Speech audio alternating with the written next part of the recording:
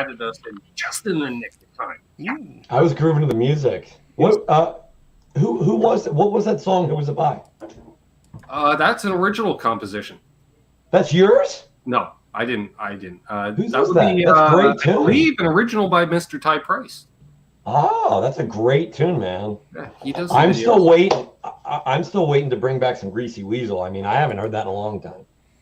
Well, we need the bandwidth, Tom. But then I'm solo again. No, I know. I wasn't trying to I wasn't trying to goad you into it. I'm just saying, like, I love that tune. Like, that's the tune. If you wrote an album, that would be the one song that like would pay for your, your rent for the next 10 years. That would be the hit single. Yep.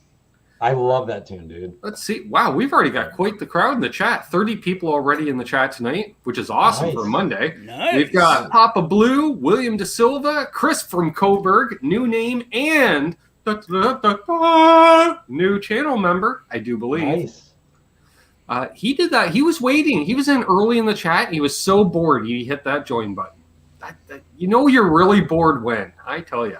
AQ Music's here. Cushman NYC. Keith H. Doug Santaniello. I think I got that. Ian Nunez. Took the day off work and getting paid. Oh, yeah. Nice. Our Habs is here. Good to see our Habs. Hip Metal Works. Let's see. Scroll back. Dan of New Jersey. Basement Guitar Superstar. What's up, Doc? Simon Hosford. Absolute Mayhem, Randy Crooks, Jay Steen, Symmetry, Craig Tomlinson, some guy named Bent Tom, never heard of him. I don't know who that is. Kick him out. Block him. Other Left, Terry's 3Gs, never heard of him either. Charles 75N, Vin's RJ, CJ's here, good to see CJ here. Billy Baloney, Thomas Santiago. Grandpa Guitarist. What's up, Doc? Chris said he wasn't bored, just overdue. Gear Junkie 35. Thanks, Basement Guitar Superstar. Oh yeah, Fret Love Midnight. I Rock Zed Blues. Yep. Front level midnight. I'm Terry 1G, but my friends call me Straight Tom. There you go. Nice. Yes, and I should say, welcome to Canucks with Guitars. I'm your host, Ben. Please like and subscribe if you haven't already. Of course, you knew it's my channel because you clicked on it. We've got Terry's Triple G in the house as co-host, part of the Great White North contingent, and honorary Canuck because he's just that lovable, Ben Tom. Yay. Yep. What's on the agenda tonight? Don't know. Didn't prep at all. Well, I got a new pedal on the way. But I mentioned that last night. But we'll mention it again tonight. Got a new pedal on the way, hoping it'll be here by the end of the week. I think it may have already touched down in Toronto, a.k.a. T-Dot, a.k.a. the Big Smoke, the city, if you will, because it's the only big one. Now, you guys still have a lot of fires north of you? Probably still a good 100 and 150 burning away up there, just smoldering, if you will. Yeah. I haven't heard of any really major evacs in northern Ontario. BC, however, they're starting to evac the towns by the day. Well, I heard BC's just getting all that smoke from, from Colorado and Oregon and Washington. Well, mostly, or not Colorado, California, Oregon, Washington, but mostly California. But it's all just blowing north, and they're just getting, every day just massive. BC's been on fire for 2 months. Yeah. Oh, it has? Oh, yeah. Oh, I didn't know that they were burning too. Oh, yeah. Wow. Yeah, it's basically, you get your wildfires are basically your BC, a little bit into Alberta, so basically the Rocky Mountains. Then you don't have much in the prairies because that's like the plains. Yeah. Then you get into Manitoba, into Ontario border, and then it just lights right up again. Well, especially anywhere you get maple trees, man. Pine trees, anything. A lot of pine. Yeah. Maple trees. Where these things fall off of. What's up, LPD Pedals? Oh, I love those. I used to get those every when we would go fishing. We would go fishing every. We went during the summer to Canada fishing. I would always get those exact cookies. I know Ben hates them. I love them. So Terry's into the Peak Friends. Actually, they're the non-union equivalent knockoff. Yes. So you got the Chipsons. So they're the Chapels.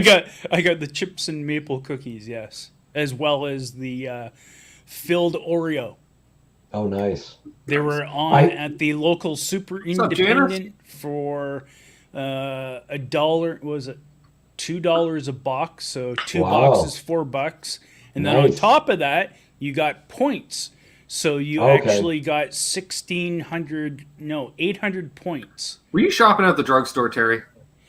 Nope. The independent value grocer. Independent. I was going to say it was either independent, no frills, shoppers, or shoppers. Yeah, basically any of those Loblaws, like Loblaws, Great Value, No Thrills. Now, do you guys get any of the European ones? Like we just started getting Lidl around here. Lidl. It's German, I think. No. So what Terry's talking about is the old mom and pops. Oh, okay. President's Choice Optimum. PC Optimum, gotcha. Which is like your Air Miles. Yeah. They do their own version of Air Miles. But yeah, tell me about it, Terry, because I was low on coffee. Just happened. I was like, I have to get coffee today. Do you have enough points? There's my points. Are we doing that, Terry? What, Ben's gonna pull this up and it's gonna say like 694,000 points, and he's gonna be like, I just don't use them ever. Oh, it's not that much. Banana pie in a cup recipe. I remember seeing someone's like airline miles that was, a business traveler back in the 70s and 80s once. Wow, There you go. Look, Terry.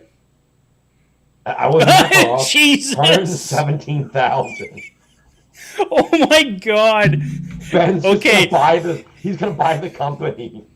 He could, with that amount of points that Ben has right now, he probably could buy about 4 LPD pedals. Wow. No, actually, that translates to $110. Oh, sorry. So, okay, half of an LPD pedal. Yeah. But yeah, I'm all about those deals too, because it just happened. Well, that's the thing. I needed coffee. Turns out not only is the coffee on sale, but then they do the bonus point thing. Yes, the coffee's half price. So I'm like, well, I'll pick up 2. And they're like, oh, you picked up 2. So here's all these points. And then I picked up a box of cookies too, because as you know, Terry, Peak Free brand is on sale. Really, 5 on for as low as $2. And I was like, well, for $2, I'll pick up a box of cookies. Not worth $5 to me, but it's worth $2. Yeah, they had the normal 2-pound bags of the President's Choice coffee beans. I missed out on it last week, but it was, if you would have actually bought it, you would have got 2,600 points. So you would have got like almost $3 in points. 2,600? Yeah, that's 260. Yeah, nice. Hey, Brad Guitar Miller. They do the same thing at my dispensary. I think it's if you spend, like $100, you get like 100 points. Yeah. But you're essentially getting like 5% back the way it works or something. But the nice thing is, Other Left Wife has 950,000.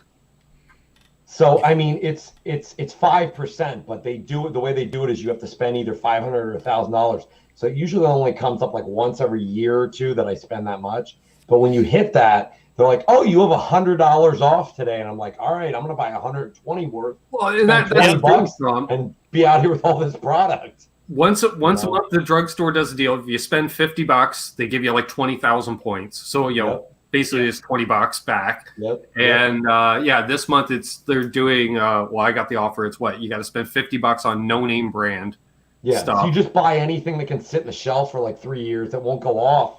That you'll that's use the thing, eventually. and I don't even realize it because I'm cheap anyway. So if I get the option for the generic stuff, I'll pick up the generic stuff. And then it's funny because you go to the cashier, you swipe your card, and they see the total. It comes up on the screen, right? And they're like, "So do you want to drop $100 off on your groceries?" And you're like, "Yes, I do."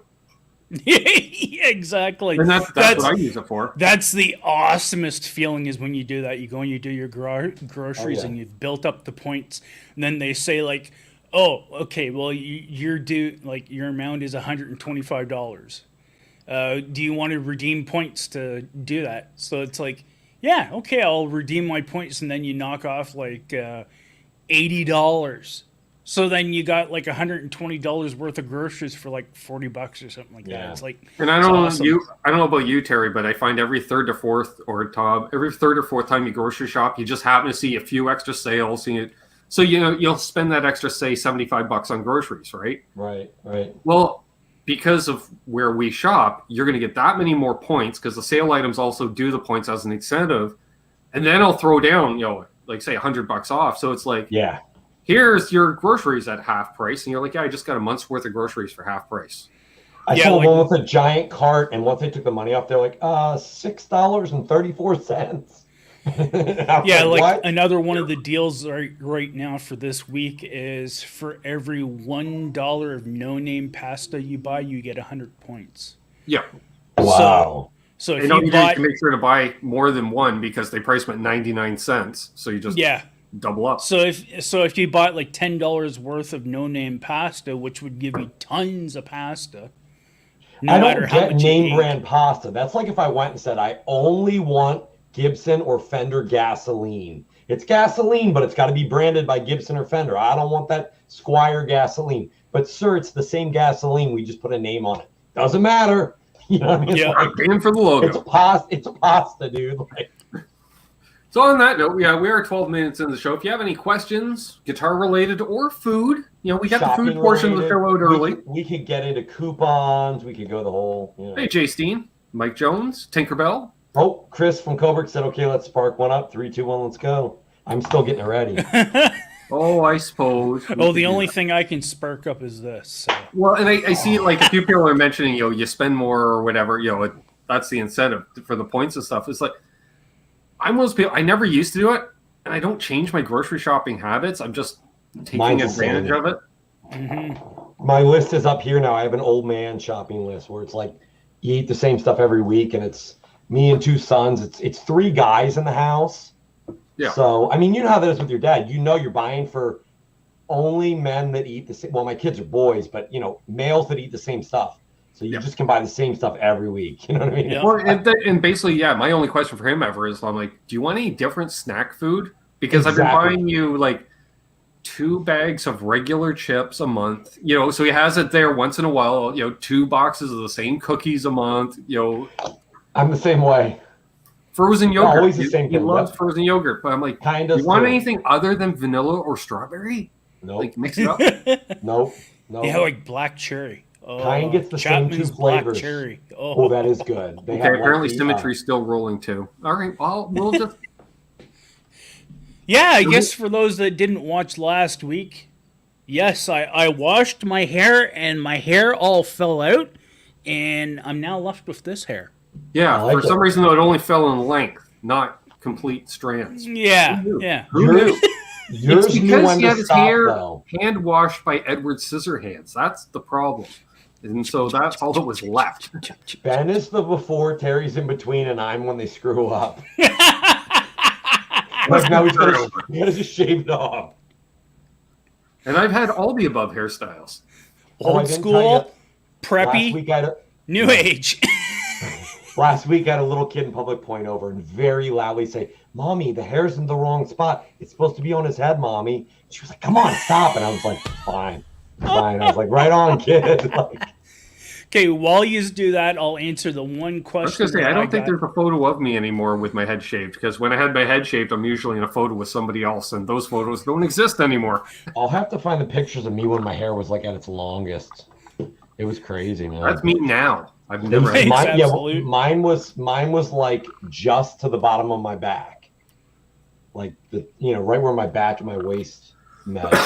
I'm almost there. And so the only ones I have here are pictures of me when I was 14 with my grandmother, and that was when I was just starting to grow my hair. Nice.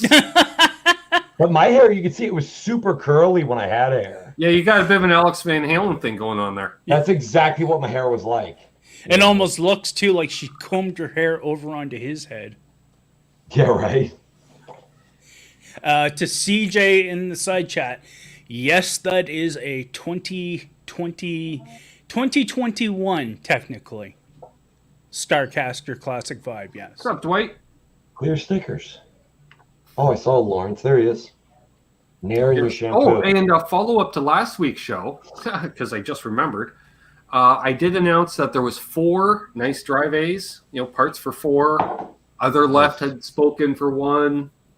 Somebody else spoke for another one that I can't think of who that other person was. Simon did. Well, then we had 2.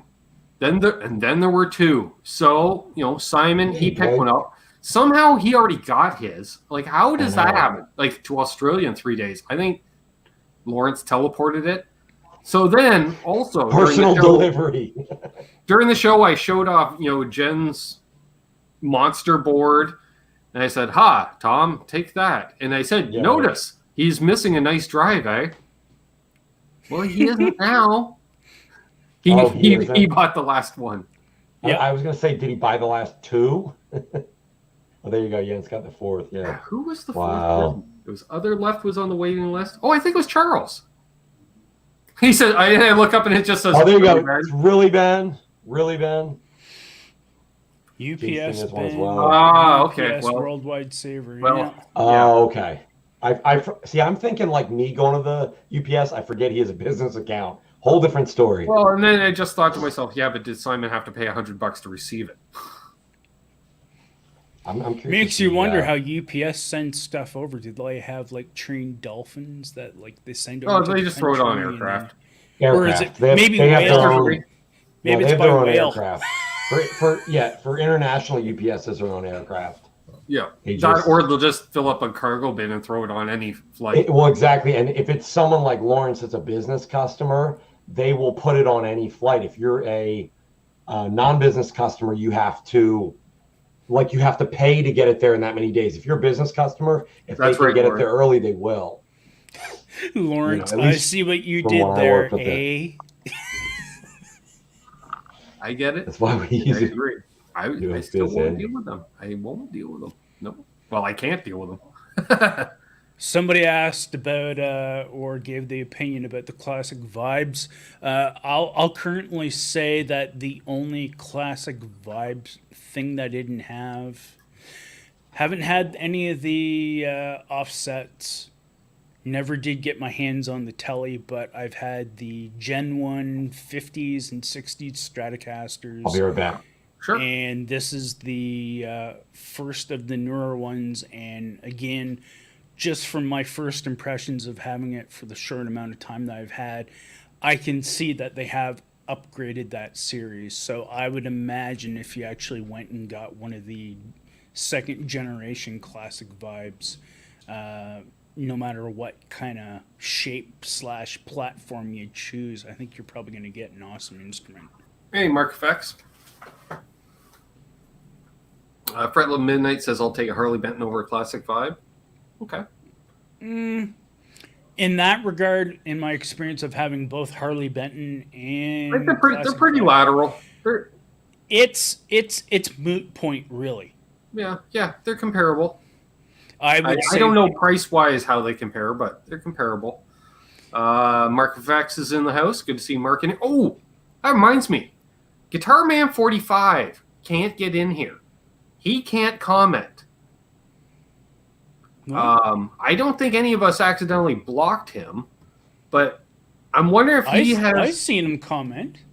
Not last night in here. That Ben, that's happened to me before, not on your channel, but on someone else on YouTube's. I think it's a random error, and the only thing there's nothing I can do to fix it. It took like 2 weeks to go away. Okay. Yeah. It happened to me on I think it was either on like Dave Nesdall or Phil McKnight or something, and I asked them directly. I asked the channel owner, I forget who it was, and they're like, "No, we didn't block you for any reason." I was like, "Oh, okay." Well, that's why I meant to ask Quentin how he got that resolved, because he had the same problem with Phil, and Phil didn't have him blocked. So I'm wondering, log out, log back in, maybe. Yeah. Sometimes it's a logging issue. Yeah, I just don't. Oh wait, no, that's a. I figured you might know, Terry. Wow, I have a lot of people blocked on this channel. There's been a lot of trolls over the years, Terry. That's not surprising. And trust me, it takes some digging to get blocked by Ben. Like, you really have to in push regards them. to YouTube, the inherent problem is this. YouTube itself is a fairly old platform and old software, so they're doing a lot of things to try to make the old software more forward and not have to go to the point where they actually have to totally replace the whole software. Jimmy Hawkins. So it's the same thing like any other big corporation goes down where they just can't take a month off and shut down ever. So they're trying to piecemeal upgrade and band-aid it. Exactly. Like, Yes. and I mean, Terry, every IT company goes through that. CJ is asking if I have subs only activated. No, I don't. No. Also, hey, Jimmy Ray Hawkins. And Mayhem says open the browser in private or incognito mode. Yeah, but you got to have an account in order to participate in the chat because you got to have a screen name, so that wouldn't work. Right. The only thing that worked for me once was I went and I logged in on a different device. I think it was either my phone or an iPad, and logged out on the computer. Then I came back. I know it's a pain, and re-logged in on the computer. And like you said, Terry, it was like flushing it out. Yeah. You know, it was almost hung up in there like we used to. I was never a network guy. I was an IT guy, but not a network guy. But we would go to the network guys and say, listen, we can't figure out this problem. And they said, let us just flush the network. And they would basically send a null command through the system. And it's just like cleaning out pipes, the digital equivalent, I guess. And it just kind of flushes out any junk, you know? Well, kind of like weird, quirky things was just recently. There was someone I was talking to over Snapchat. And all of a sudden, out of nowhere, about a month ago or so, we couldn't talk. So, I finally was able to get a hold of them through another website. And I was like, you sure you don't have me blocked? No, I don't have you blocked. And the same thing was occurring to both of us, which was we would both try to add, but the Snapchat network would not find us. So what did I try doing? Because most of the time, this cell phone is on my Wi-Fi for my connection. Yep. So I decide, first thing to do, uninstall it, reinstall it. Okay. Still no change. Next thing I did, which was sometimes is the obvious one, is disconnect it from the Wi-Fi network. As soon as I put it over to data, it worked. Also, if Guitarman 45 is watching, try a different browser if you're on a computer. Also, clear your history, your browser history. See if that helps. Also, with what you were saying, Terry, sometimes these websites or services, whether it's YouTube or whatever, they get hit every day by hundreds of thousands, if not millions, of hacking attempts. So they're probably very strict about what they see as far as a DNS, what your MAC address is and stuff. So if it's seeing it off of a router and you've got a VPN and it doesn't like that VPN, it'll just not do what you want. So that's very smart that you just want your router data. Yes. That way you know your router's got the equation. You know? Also, we got a guitar question. Well, go for it. Guitar related. What's your go-to amp? Really, Terry? That one? I don't know that one. It sounds saggy. It's got sag. Wang. Chung?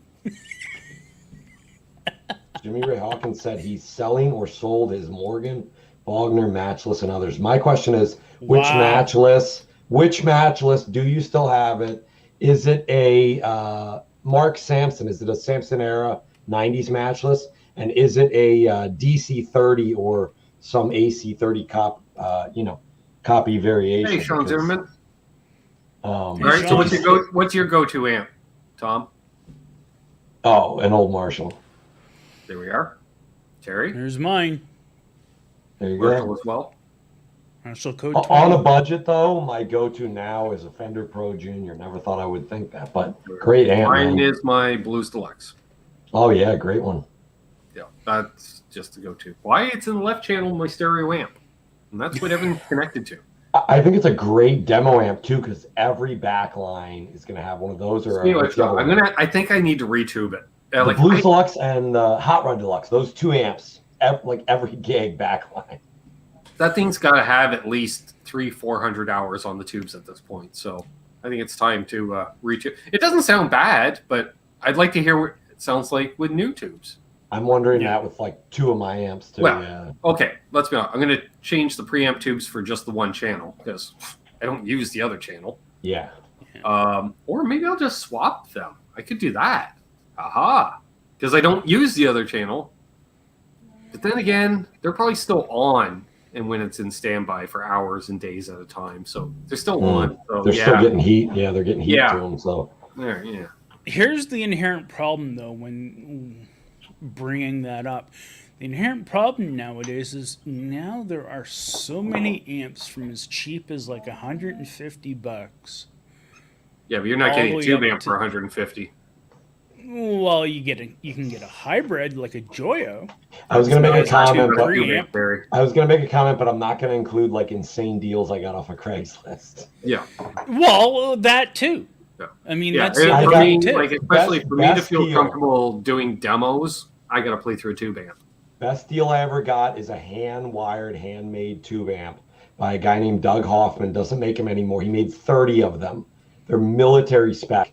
These amps go for $3,000 to $4,000 now on eBay and on Reverb. They almost never come up, and I bought mine for $250 off of eBay. And it's literally hand signed by the guy. And when I say point-to-point wired, it is not on a PCB board point-to-point wired. It's floating point-to-point wired. Yeah. Real Old point-to-point school. wired. And it's two 6v6 tubes. So it's like a Fender, small Fender power amp section, but the preamp is a Plexi preamp. So it's a 30-watt Plexi, and it sounds like a Plexi, but it's only 30 watts. And a guy offered me $3,000 for it at the Philly guitar show. And I was like, no, I'll keep it. And he's like, if you don't mind, what did you get it for? And I told him, I said, I bought it in like 2003 or 2004, and I paid like $250. And he was like, oh. Like, Well, I bring up that point because, like, a prime example recently of a recently released amp that shocks a lot of people is the new Friedman BE, yeah. and Yeah, that somebody thing was doesn't have any Metalworks tubes. was asking us if anyone's tried the Friedman Minis. No, because I don't even know. Like, I think the only Friedman dealer in Ontario is Cosmo, and I think you're right. I think I don't know if Cosmo's they have them in on. stock or not. I hope they do when I go up there. The reason I don't have like gas to get like a Friedman, like a big BE 100, is because I don't know if a lot of people know, but I have a Metropolis amp, Metroplex, and basically before the BE and the Naked came out, Dave Friedman was working with George Metropolis on an amp, and that was the Metro 100, and it didn't work out business wise. Right. And there's the BE 100 and there's the Metropolis amp. They're very similar in price, and I've played both, and they're very similar in sound. So for me, it's just a question of not having to buy a duplicate. I wouldn't buy a duplicate, but Let's see here. Good to know. Sean's just saying preamps don't get hot like power tubes, though. So normally those microphonic, it's good. Okay. yeah, that's good George to know. Metropolis is super nice. You're right. CJ says, can't tube amps be inconsistent sometimes, though? At least solid state will always sound the same on startup. True to a point. It's more tubes aren't as consistent. And that's where you get the Yeah. inconsistency. Yes. However, also, I find a lot of pedals are designed to be pushing tubes. They're not designed to be pushing transistors. Yeah. So yeah. I have to have the warmth. I need it. You know, I'm gonna say this, but like I think that the curve of the price going up is slow enough that I won't Solid state damage don't it for feel the everyone. same. I'm starting to, as the kids say, HODL, hodl, as you know, old men like me would use the word hoard, but my kids always write it like, you know, HODL. But Yeah. I'm starting to hoard tubes because I've already seen, I bought 3 sets of, so over the last 3 years, every year when I had a little money for my tax return, I would buy at least a set of 4 EL34 variants because I have 3 heads that use those type, you know. So because I did that, I'm still on the same set from 4 years ago because I don't play out anymore. But I have 3 full sets of matched EL34s, and I'm going to do that every year if I can afford it with my big amps, Nice. because I think the tubes are going to go up to the point where you're going to be looking at $500 to $1,000 for a set of 4 EL34s, new production in like 10 years. Well, And I yeah, know that sounds because no, crazy, but- you're right, because the tube factories that are making the tube amps. Well, the new sensor factory burnt down in China. Yep, exactly. And they bought all the Russian equipment, so the equipment's gone. So like Westinghouse or Western Electric is making 300B tubes now in Georgia, but they cost, now those are the big ones, you know, the audiophile 300Bs. They were $400 or $500 a tube, expensive tubes, maybe $300 to $500 a tube. They want $1,500 US for a single pair of 2. match, straight pair. Hey, Like, no, Robot dude. Master Switch. Hey, Robot Master Switch in the house. So they might bring the manufacturing back to the West, from Eastern countries, Terry, but I think the price is going to start going way up. Ooh, Well, we've there's got on top we've got of that. another question here from Liam from Coburg, son Okay. of Chris from Coburg. Great. What was everyone's first guitar? Mine was a Squire Mustang vintage modified. Very Ooh, cool. much nicer. So than my let's go first with one. first electric guitars. All right, Ben, 72 Gibson Les Paul Deluxe. you're lucky, dude. I would I'm kill not for that to lucky. be I'm my just first old, guitar. Tom. I'm just old. No, I mean lucky that's like actually a playable guitar. Well, I didn't have a choice. No, You know no, why? Because my I'm just dad teasing said you. you might as well buy a Fender or a Gibson because that way, if you don't Yeah. like it, you can sell it and get your money back. Because he That was figured I would smart. give up like everyone else Yeah. does after 3 months. And then That he was didn't like, happen. then he was like, "Oh, my son's got the disease too." Yeah. Scott Ben, you Brockway's wanna go back next? with food. Nice. Cool. So Terry, yeah, that your was my first. first one. Yeah, but they were 70s Les Pauls were $500 Canadian. Yep. So, that's what they were, and I got I it. remember and I got that- some yeah, they were pedals, like- and I got an amp with it all at once. They were like 400 here, which at the time was just about the same with conversion rates. Yeah. So Terry, first electric guitar. That's actually the first guitar I actually bought with my own money. Again, Wow. I'll What? never forget it. Okay. Worked the whole summer as a bellhop at the Yep. local Della One Inn in Honey Harbor, There you Ontario, go. Canada.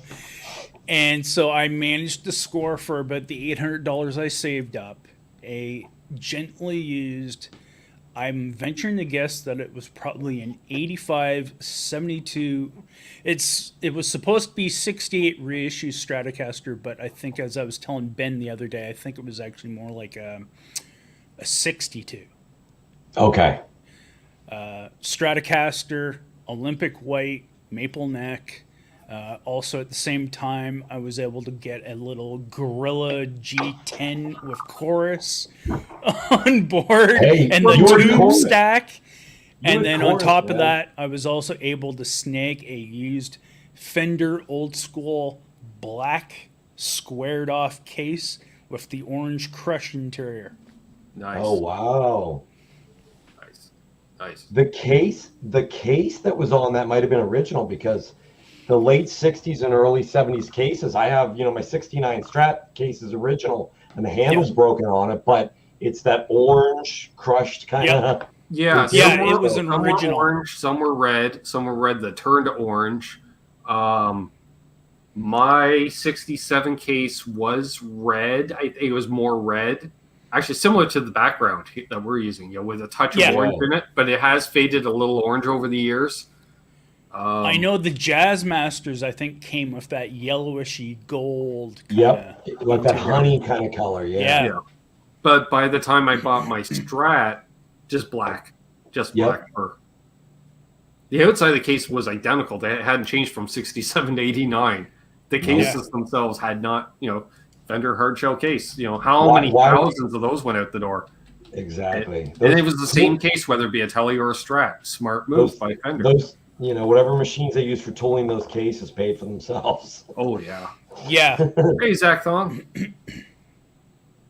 So, Tom, first electric. Mine was made by Washburn, but it was like the Squire, like the cheapest. Like it would be like a Squire Affinity version of a Squire. It wasn't even like the CV or Classic Modified or whatever. It was literally, and it was funny because I think my buddy, I know he bought a Squire Affinity this past year, a couple months ago. I think he paid $130, and I think I paid $100 or $120. And man, the guitar he got now was so much better. So what I got was it was called a Lion guitar, or Lyon, I guess, because it was LYON. LYON. I remember the name. Yeah. Oh, I remember Yeah. those. Yeah. But everyone, in Pennsylvania, in the States, called it a Lion, not a Lyon, but a Lion by Washburn. There you go. That's it, Scott Brockway. It was black, humbucker, 2 single coils, 5-way switch, standard Fender style tremolo that never stayed in tune. high action, and I had a Crate G10, which it took me six months into playing to realize that the little gray button there was for the distortion. So I was stuck on like a dry, clean tone for 6 months. I wanted to play Van Halen and Metallica, and all I had was a dry, clean tone. Until I got my gear, I was using Dad's Telly into a Silverface Vibralux. That's clean. It was beyond clean, and I wanted to play AC/DC so bad. And then when I got the Les Paul, all of a sudden I got a Les Paul, mini humbuckers aside, which they were lacking to say the least. But then I got it was a Hohner keyboard amp with a 115. Oh wow! So super bassy. Which nobody could figure out how to turn on because the power light was a push button on switch as well. And you would never know it to look at it. Wow. And then and along with it, I got a Boss CE2 in that deal. They were a dime a dozen. There's so many around, and original Distortion Plus.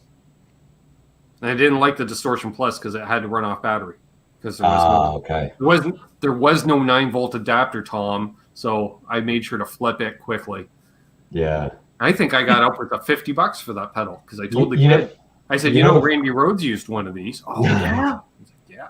I thought it sounded like ass. The funniest story though, I don't know if I've ever told anyone that I can remember telling the story, but I remember telling the friend that was there at the time and reminding him of it. But so 6 months into playing, or maybe a year into playing, I get a DOD Supra Distortion. And the next day, my friend comes over and he goes, if you push in that button, you get distortion too. And then we pushed in the button and listened to it. And then we put on the clean channel and listened to the pedal I just paid $35 for. And they sounded about the same. And I'm like, oh, wow.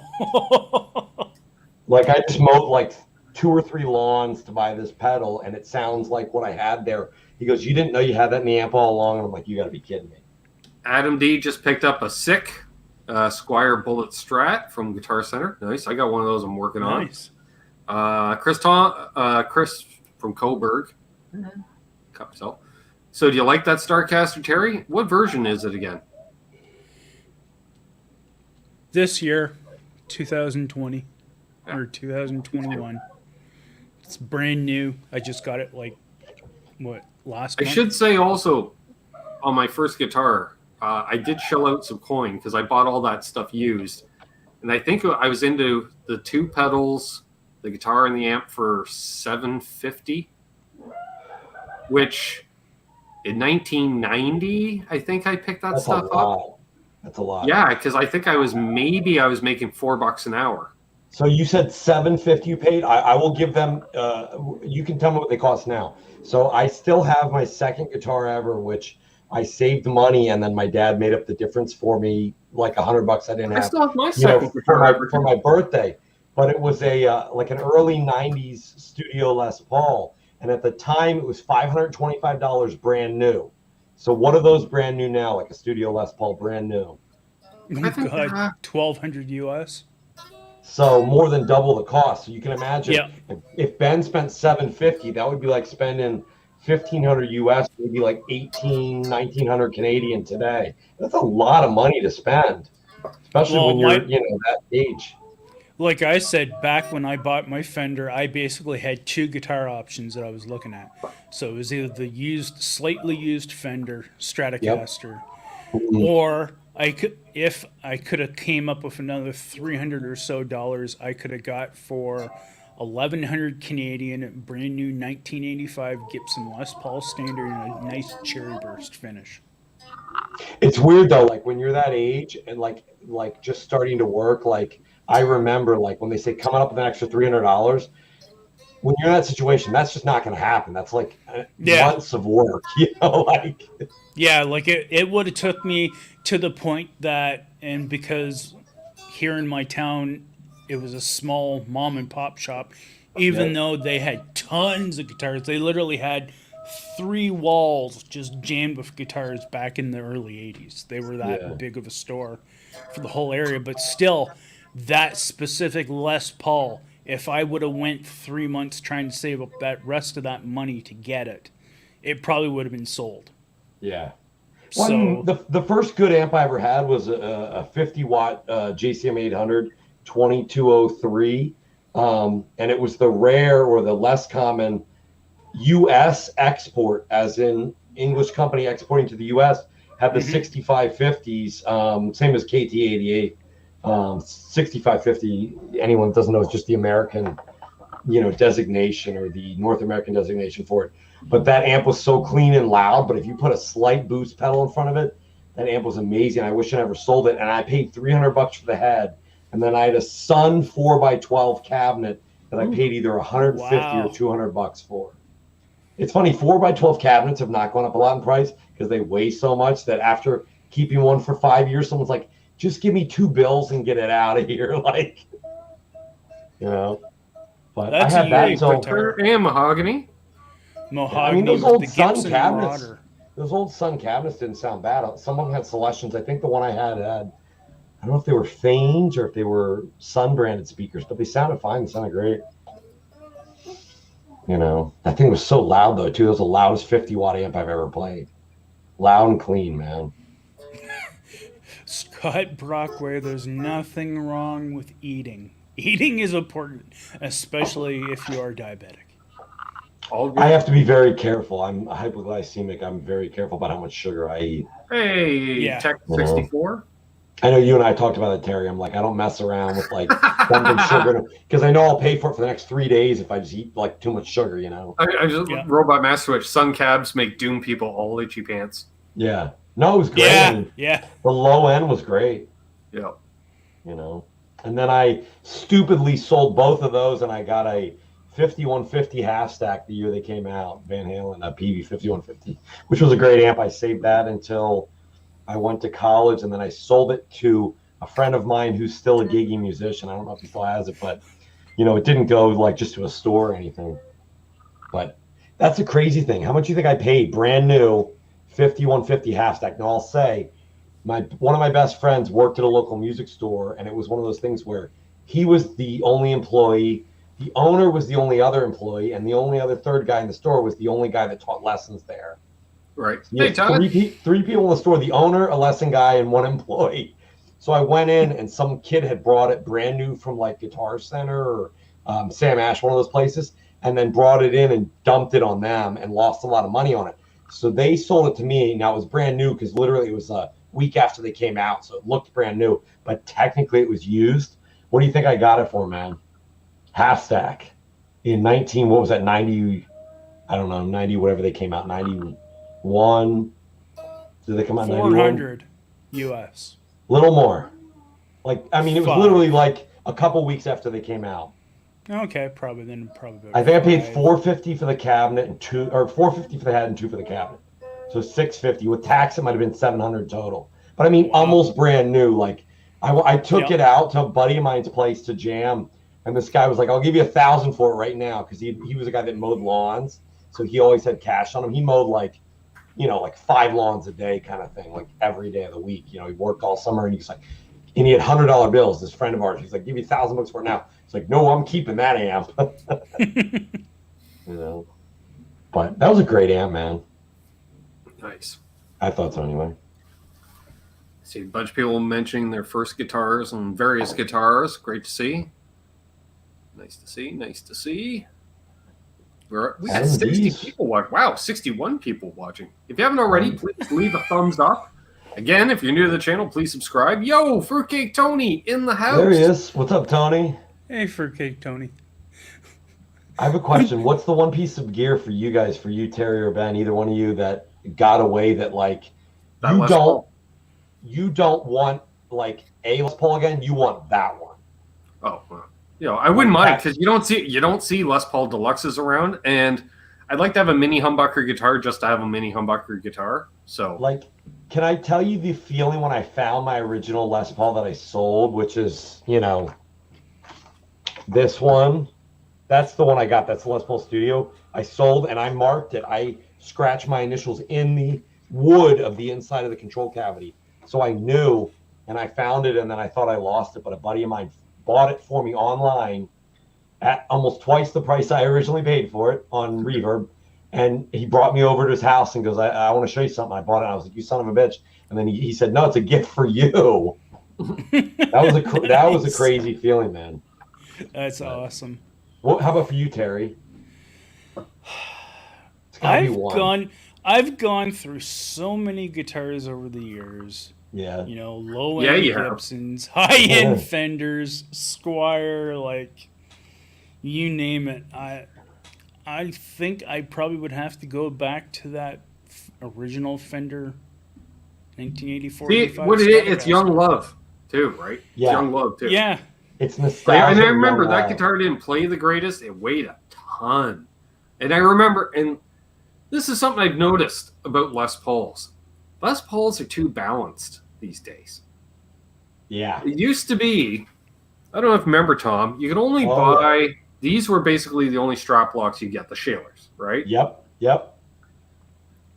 And they only came in pairs. So what we would do back in the day, all the Les Paul players, you and me, Tom, would buy a set together because you only needed one on the front because the Les Pauls were so tail heavy. You know how many times I almost lost my Les Paul because of that one stupid ass strap? One side of the strap. And so that's what we do. We'd go halves on a set, and both of us would just replace the one. It's so funny. I can honestly say to everyone watching and to you as well, Terry, Ben and I have never talked about this before, but I did the exact same thing. Me and my buddy Joe, or me and one of my other guitar buddies, would buy a set and split it. Because they were like $20. Yeah, you only needed one. Yeah, they're $20. It was like $10 each. Yeah. Jeez. And that's $20 30 years ago.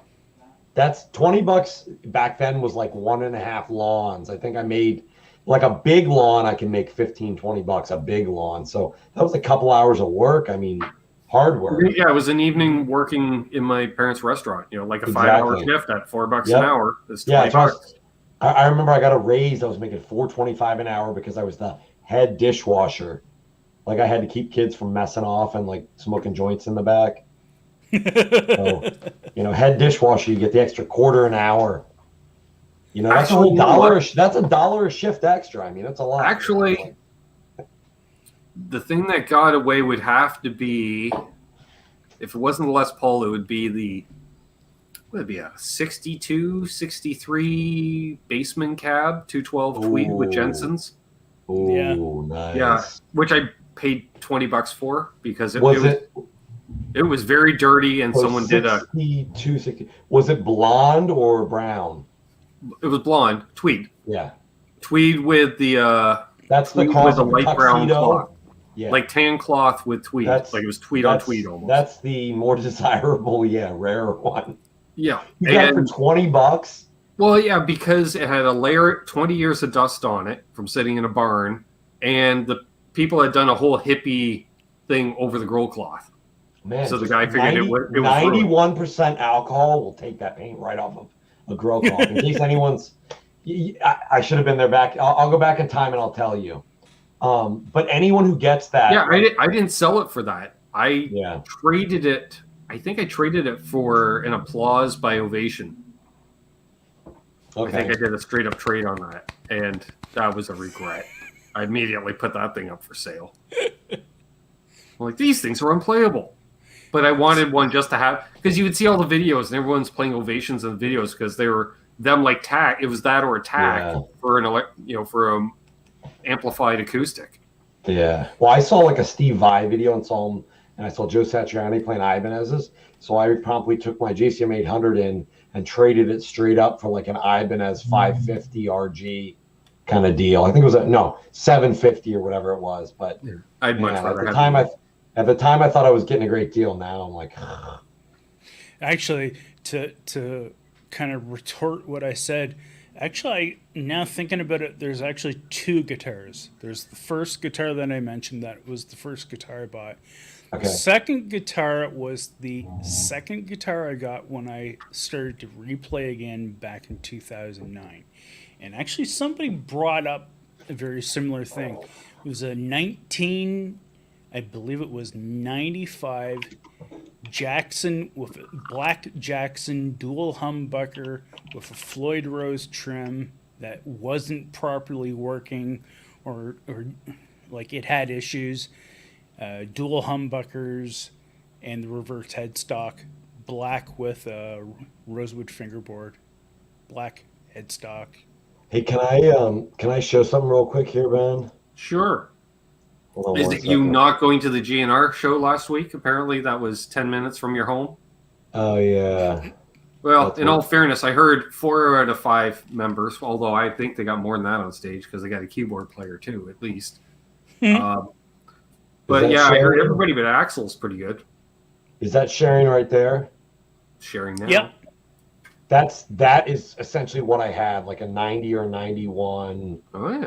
540R. It wasn't jewel blue though. I forget what color it was. I think it was like a reddish color, maybe like similar to this color or something. I don't remember. Excuse me.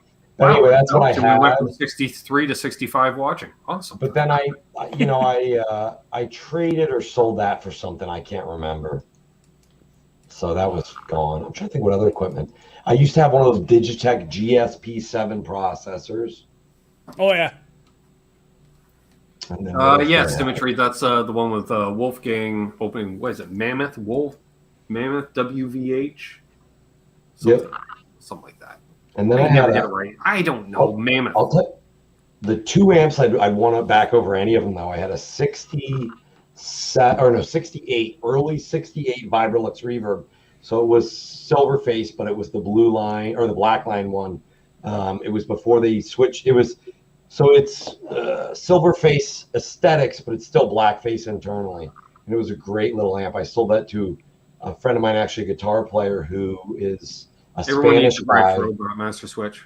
Hey, He Josie. lives in France now. So I Wow, don't I know if mentioned you still have 65 it. watching, and we dropped down to 59. Fine. Oh wow. To the 6 people that won't see this, really? Yeah, Jimmy Ray Hawkins, that was the precursor. They based Satriani's off of that. That's why I bought that one there. But the body was so thin that I just couldn't bond with it. The S series. Yeah. Yeah. So Well, we know with- a friend of the channel, Jay Hannon, happens to have an S series. I thought it was an R. Maybe it was S. It was 540, but I thought it was 540R. Maybe it was. Either way, it was thin, though. I thought Yeah, the original Yours was wasn't 5. swirled like Jay Hannon's or owned by Larry Mitchell, I guess. Yeah, right. I think the Yeah. original, though, was the R, and they changed it when it became the Satriani model because, I don't know, maybe someone who knows more about Ibanez would know. But One of the few times is, excuse me, what was it, Terry? We were in a chat or something. They said Ben never slags any guitar company, and I'm always, the answer is always buy it. And I just saw Tink's comment. He goes, I'm 1 click away from ordering my first PRS. Oh man, decisions. And I just thought to myself, don't do it. don't do it. Don't do it. He said I live- No, I'm just not a fan let's of be it. clear now. He said PRS, Ben, not Dan Electra. Same thing. Good. Same thing in my mind, in the fact, don't care for either of them. Hello, Ben. Hello, distinguished looking guests. Hello, chat room. For some reason, I hear Foster Hewitt when I read Eddie's comments from time. Hello, Canada. House of Twang. No. Ben is hating today. Yeah, what else do you want me to hate on? We got. Oh no! We should do the channel sponsors. Effutone, Reno Fin Custom Guitars, Tesi Switch, LPD Vibraprint. Pedals, Vibraprint, Wait. I was trying to get Flipside an A. Music. I was trying to get an AR for Ardens, but I can only. There we go. There's 8, which is good. I didn't do the voiceover correctly at the start because I thought I had them all, but I only did 7. So there we are. Eddie Van Haskell, if PRS are bad, if you play one, you'll get craps. Fact. Hey, Randy Upchurch. I wonder how quickly what's his name from Paul Reed Smith would be contacting you if you made a shirt that said that. I have to ask you guys both a quick question. Have you ever watched Levi Clay, his YouTube channel? He's a British guy, guitar player. He's he's a phenomenal musician, guitar player, but he's got an amazing ear. He will sit there and listen to like these shreddy guitar parts and transcribe them by ear without a guitar. It's just him at the computer. But So here's a question for you, Tom. okay. Okay, Tony asked, what do you think of Wolf playing a 335? as his main. I think it fits him. I like it. Personally, I dig it in a sense, but I think that's what he used on most of the album. So yeah, I dig it, but I don't in a sense because you do have some stake in the EVH brand. I'm just saying. I'm not saying he should be out there playing Wolfgangs, but maybe pick up a Starcaster or something like that. Yeah. He does. The way I understood it was he's got the 335. He's got a 5150 Stealth. Yep.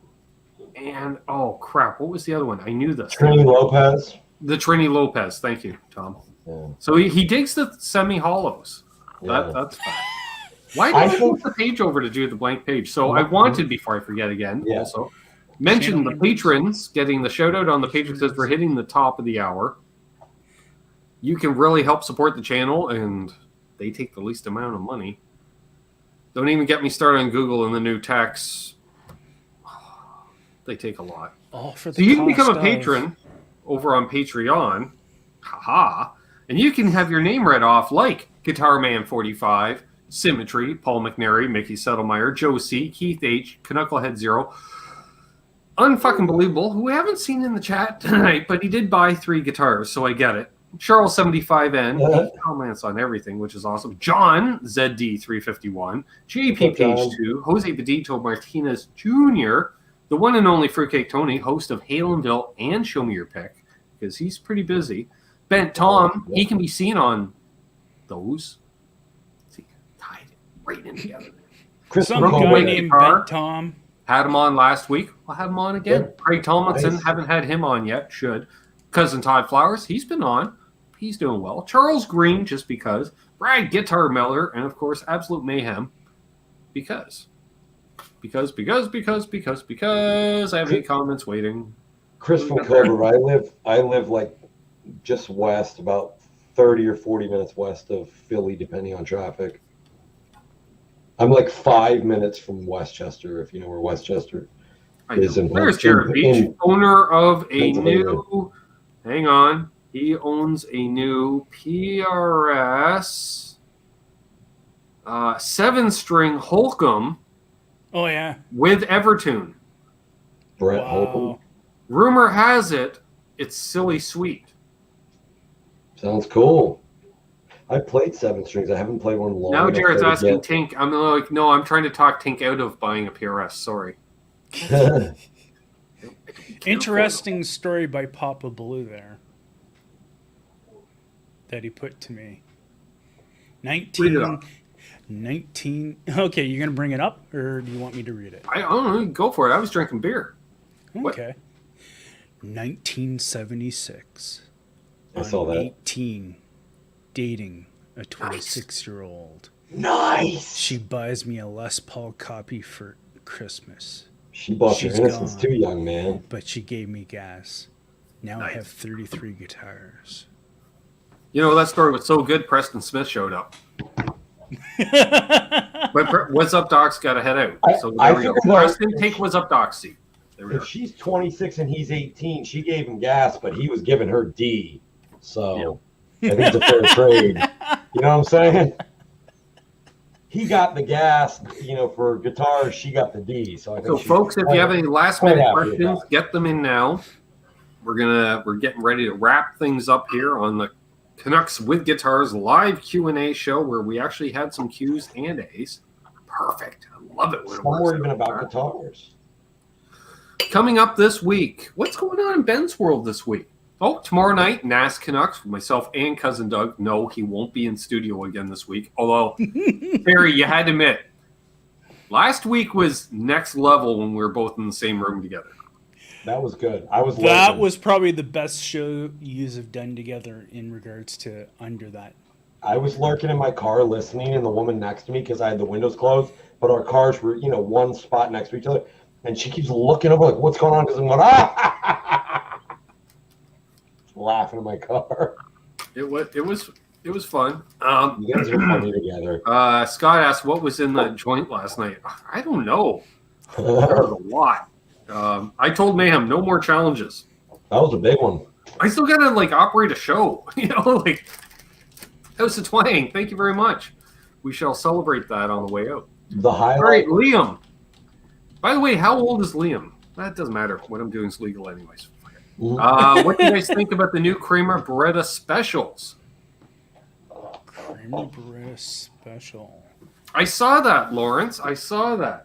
Although the Canadian app, why don't we do it? We'll also do a live update. Where in the world is Ben's pedal? We've been playing that game on this channel for years. Where in the world is Ben's? Yeah, that so far, yeah. So Detroit said we sent it to Pearson. Apparently, yeah, they shipped by air from Detroit to Toronto. Terry, don't know why. It's only a 3-hour drive. Seems like a bit of waste of gas money to me, but what? I don't know. I'm not working in the postal industry. As long as it's not on the way to the UK. Well, we'll see. Just because they said it's scanned for Toronto doesn't mean it's going to Toronto. Fortunately, Detroit doesn't have quite the international terminal it once did. Did it go to Florida first? No, it went from Arizona to LA to Detroit. I'm trying to figure out if this is like the Truman Show, but it's like the Ben Coombs Show. Like they're just on purpose shipping your pedals around the world to mess with you. Right. And their subscribers. Yeah, it's like the Truman Show. It's like, hurry up, he's coming around the corner. Yeah. It's UPS. Wait, it's UPS hiring people to screw around with Ben's shipments because Mayhem Ben was comes not over, happy he with picks it up off of UPS's Ben's porch, and Ben service. says, UPS said they delivered it, and Mayhem goes, no, that's wrong. Look at this. And Mayhem reshipped it to like Australia. And he's like, no, look, they sent it to Australia for some reason. Wow, thanks, Jimmy Ray. Wow, still one of my man. favorite names. Fun, engaging, and informative show. Thank you all. Awesome. Thanks for being here, man. All right, so John says Berettas should come with a cockatoo. Sure. I think that's because the candy blue finish, the ruby red finish, and the purple finish. So I always dug Berettas. Oh. So I do admit this candy blue color. For some reason, this feels extra heavy tonight, and it's not just from the brass block. For some reason, it feels really weighty. No, so I would not be digging with this tonight. It's always hard to tell on camera, but is that technically candy apple red? It is candy apple red. I love that. It's see, like I go here where it's a little darker. That's more representative of the color. Yep, you can see it. Yeah, right about there. Yeah, and I did go full old school. Hey, Snuffy from Chatham. Snuffy. Hang on. If you notice, I got the ball ends up at that end. Yep. Oh yeah. Nice. Because Tom, I used to have that problem. The strings would always break right there, so I would just wind off some more and stuff her back in until she broke again. Now let's make sure if you ever have like a stroke and you're not in your right mind and you just decide, I really want to sell this today, to call me first, right? I'm sure though it's already like 5 people that have asked you that. I was going to say a few people have claimed, but I don't remember who they are, Tom, so you're at the top of the list. I'm sure Aaron's probably somewhere. Aaron does not want this, no. Oh, he doesn't? Good night, Jimmy Ray. That's not really his style to have the Aaron would want one of the tellies, probably. Yeah, or if you have like an old jazz master or something, he'd be up for that, I bet. Yeah. Definitely, though, he'd want one of your tellies, one of your vintage tellies. Terry would put claim on this, probably. Yep. That's what I thought. Which might be a vintage now, because it's an 89. Right, yeah, it's 89, so yeah. That would 32 years. Yeah. I think it's in awesome shape other than the tuners. Other than the tuners, she's stock. Yeah, I wouldn't be able to put a claim in on the tellies because I would assume those would be going to family member anyways. So. Fruitcake Tony. Ben, I had dibs yesterday, remember?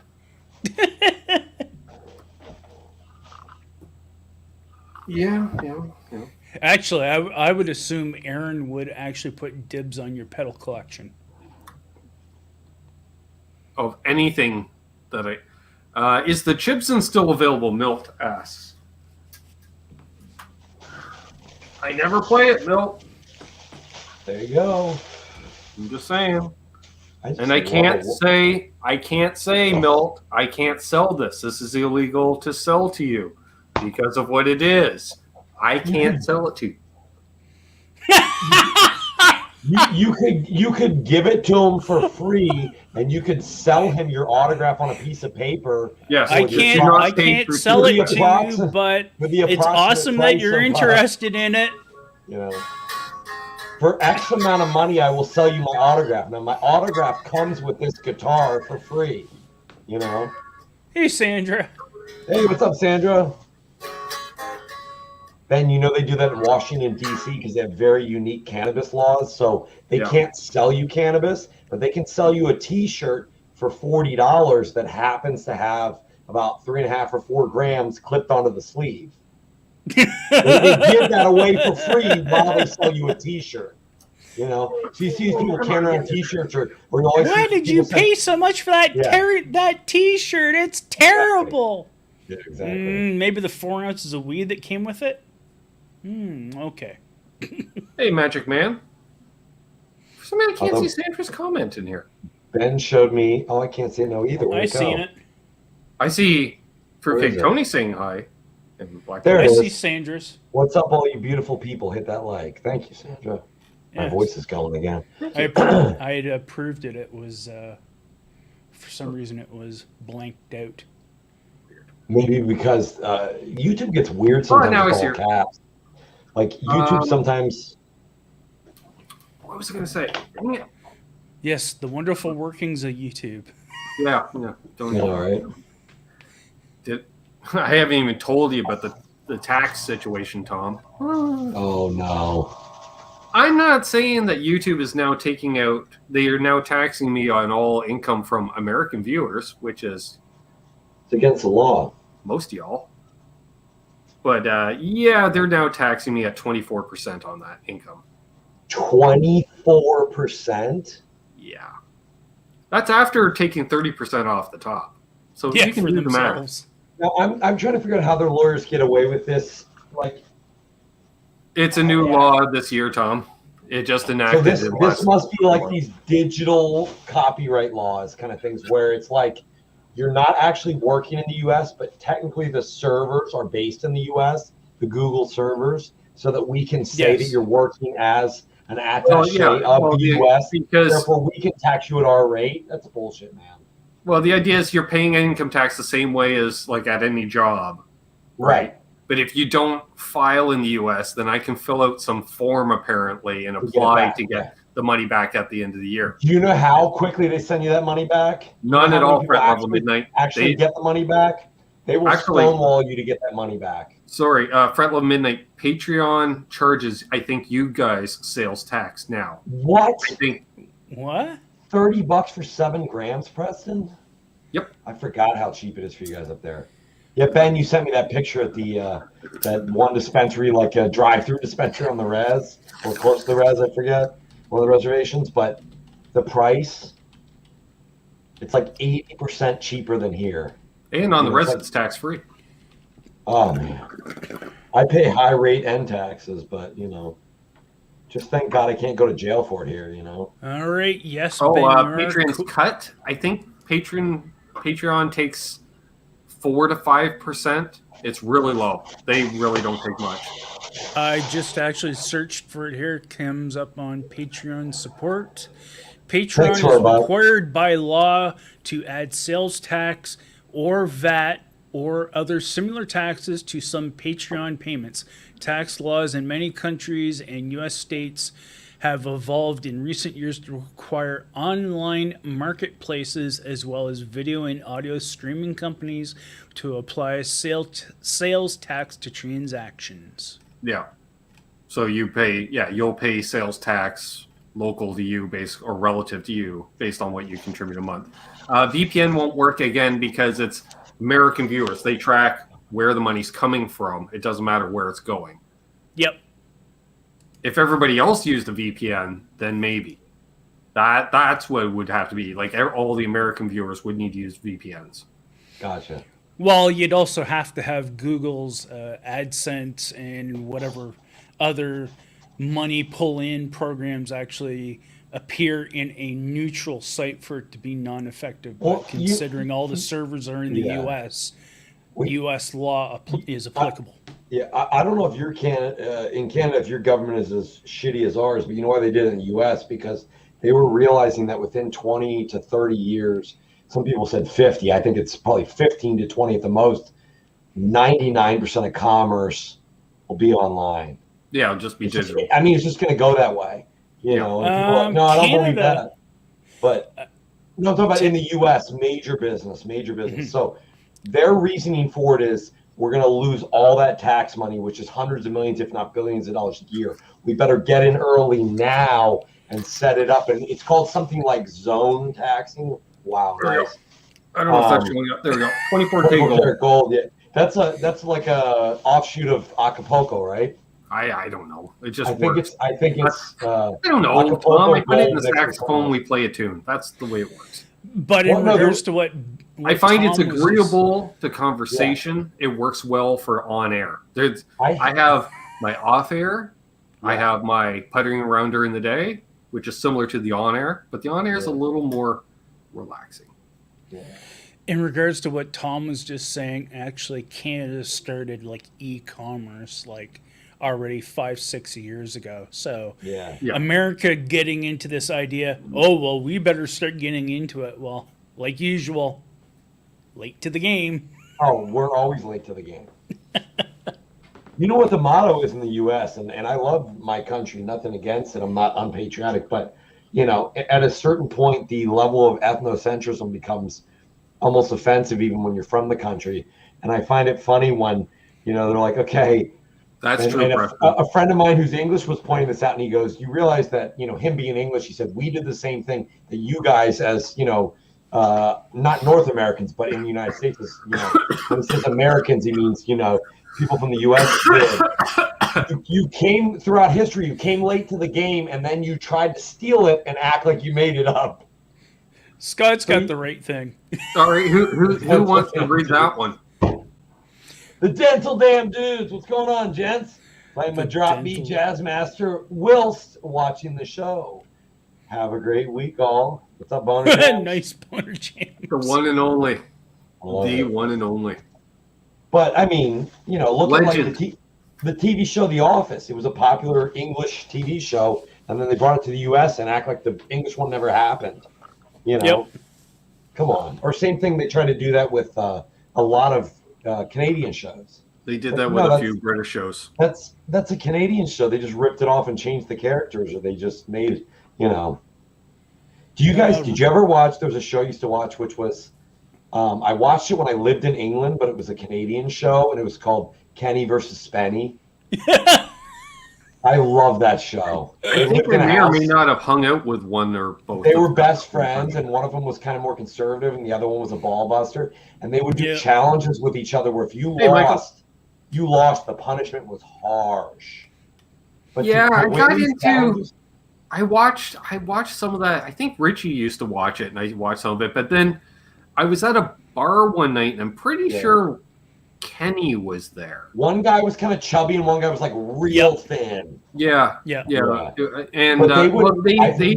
they end up doing a club act afterward. They would do a stand-up kind of thing, and they were doing rock clubs. So it'd be like a couple of bands, and then Kenny and Benny, and you're like, what? Well, it's the same thing when Jackass was trying to tour around with like that band Him or HIM, you know. Yeah. And it's like.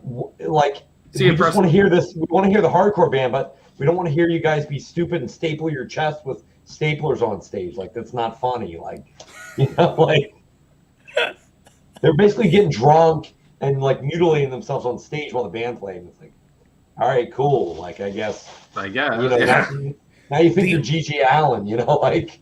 in regards to Kenny versus Spenny, the only episode I remember with enough detail is the one where Spenny loses, and his punishment for losing was he had to walk across the mainland bridge from Vancouver Island to the mainland of British Columbia in only a pair of underwear. It gets better.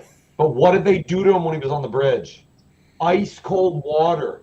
They hired all these people, and he went on a local radio station and said, he's going to be on this bridge at this time. I want you to soak him in water. He had to go across the bridge, and it was not a warm day either. in his underwear, and they're filming it, so he's got to play it up for the camera too. So I don't remember that, but he starts to kind of act like he's jogging a little, and he's walking across.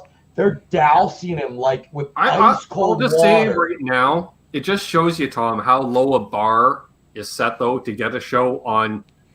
It wasn't on network television. It was on cable, Canadian cable, and you watch it, and you're like, this is cable access at best, like the Trailer Park Boys. But if you the ever first time you watch Trailer Park Boys, you're yeah. like, what the hell? This can't be on network television. Yeah. Yep. Have you ever seen Bubbles though? When he's like not Bubbles. Yep, Mike Smith. He's a great guitar player. Yep.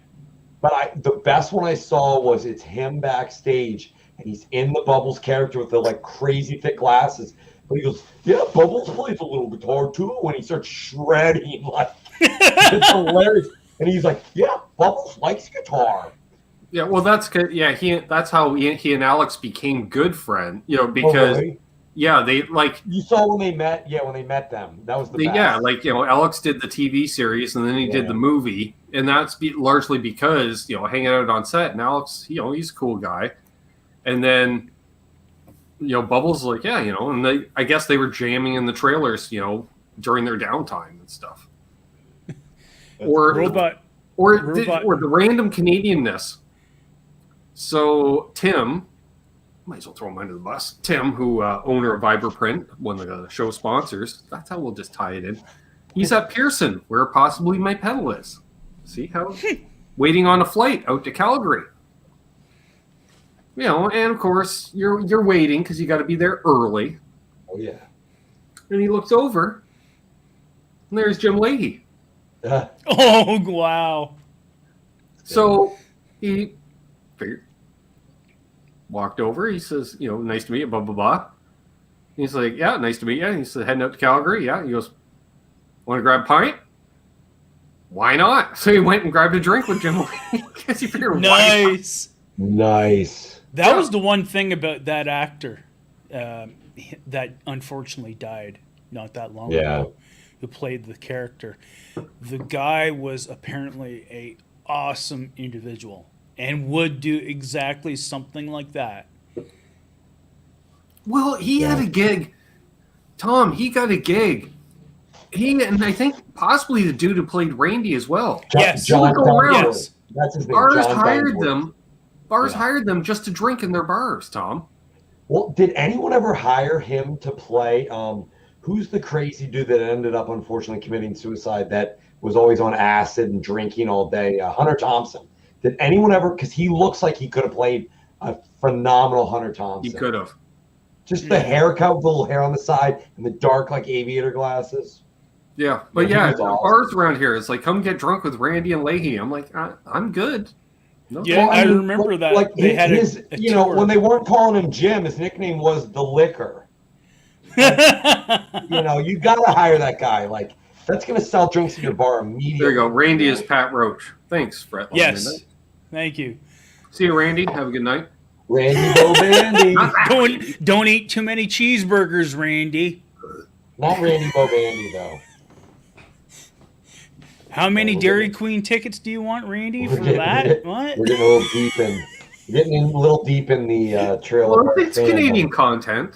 Yeah, it's Canadian content. I love that show. I just remember talking. When I worked on the bass, one of the young guys that I got should rotated pull my in. side hair out, and I could be him for Halloween. Like Tom, just do that get this though. So this guy Keith, I won't say it. Okay. Keep his last name silent. So he comes in and he's like, I'm like, so I see you're a Nova Scotia boy. He's like, yeah. I'm like, so you're from the mainland or from the island? Having family on Cape Breton Island. It was all mainland. So yeah, whereabouts? He's like, you ever seen the show Trailer Park Boys? I was like, yeah. He goes, I'm from that town. Whoa. And I went, well, there we are then. What's the real town's name? I can't remember, but Bubbles had a bar there called Bubbles Mansion, and it didn't last long. It got shut down. It was just too rowdy.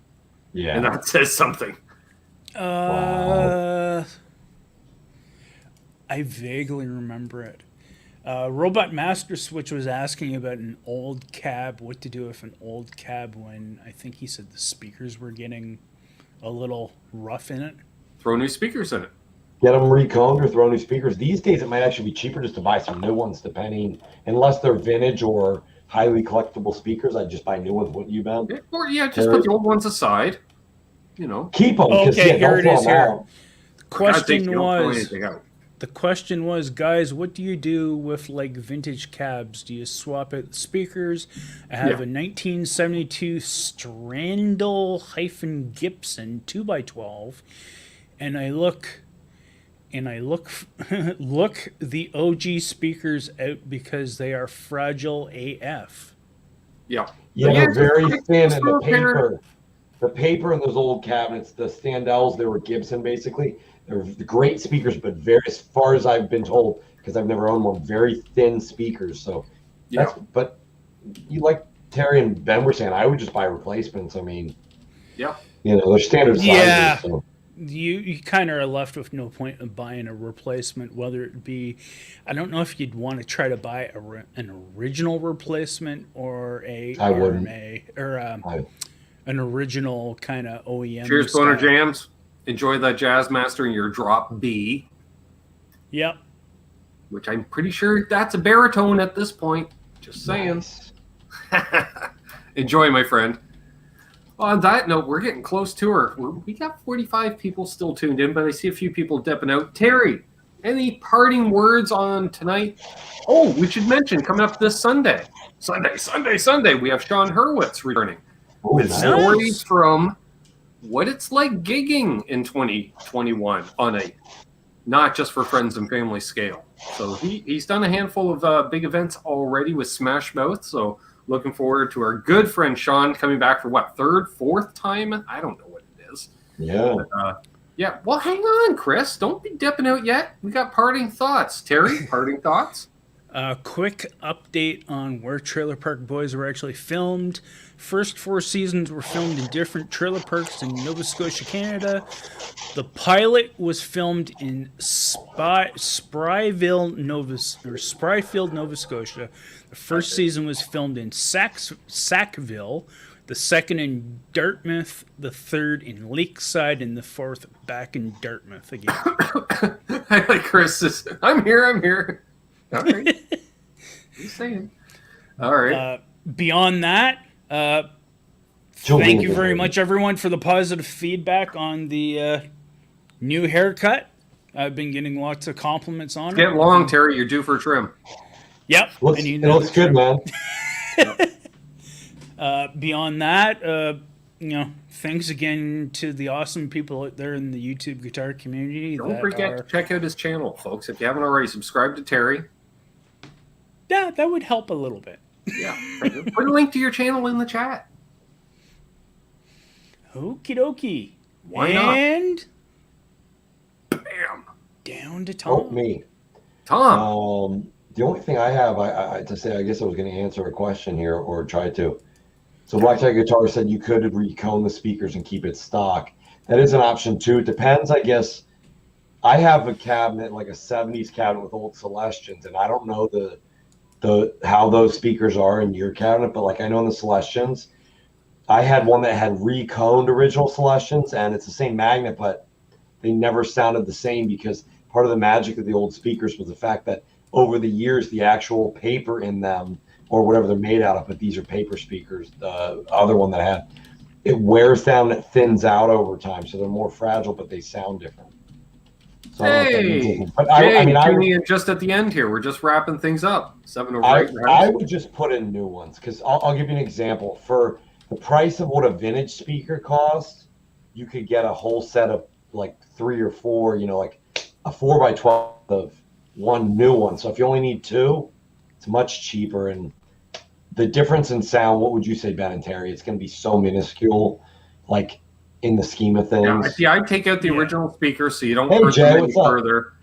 Leave them, put them aside, put in, it's a 212, so put in like a greenback and a V30. Then also, if a collector ever wants it in original condition and is going to let it sit in their room, they can have the speakers the way they are. There they are. Yeah. Yeah. And the only other thing I want to say, really, there you go, Robot Master Switch, 50-year-old paper cones. The only thing I want to say really quick, Robot Master Switch was mentioned about my Volcano. Not only is it better for your health, but the flavor's better. So If you can find I'll one stick cheap. with the saxophone. Real volcano flavor. It tastes kind of ashy. It's volcano flavor. No, but you know what, Ben? I gotta have you try either when you get down here, or I'll bring it up with me. When you have it with the volcano. Oh, I've used the volcano. Oh, yeah, I used to okay. sell them. Okay. Yeah, that's right. But because you're not combusting it, like for people like me who have like, heart issues and compromised lung and vocal cords, it's a lot better. But the other thing I found from it is that you can actually taste, like, if you get like blueberry or if you get like strawberry kush, it literally tastes, you can taste the strawberry or the blueberry flavor. I'd be into that if I did it. Nice. Well, We gotta get you on, Terry, we gotta get you on the train, brother. There we go. On that note, appreciate everybody that tuned in tonight. Thanks again, Terry, Tom. Great questions from the chat. Again, if you're new, please subscribe. Leave a thumbs up if you haven't already. Definitely helps out. Shout out to the Mod Squad. Thanks all that contributed to tonight. Believe me, it does help. Thanks again, patrons, channel members. You guys are awesome. New videos out this week. Can we say new guitar? Packs. Maybe. We'll see. Till next time, I'm Ben. Again, Terry, Tom. Hold those doors open. Let that lady in ahead of you in traffic. Do good things good to happen to you. Why? Because Doug's wife is real. Dale at the end. Be excellent to each other. Hey, Cheers, Dale. rock on. And get it ready. There we go. And don't litter. Hit it. There. Dale at the end.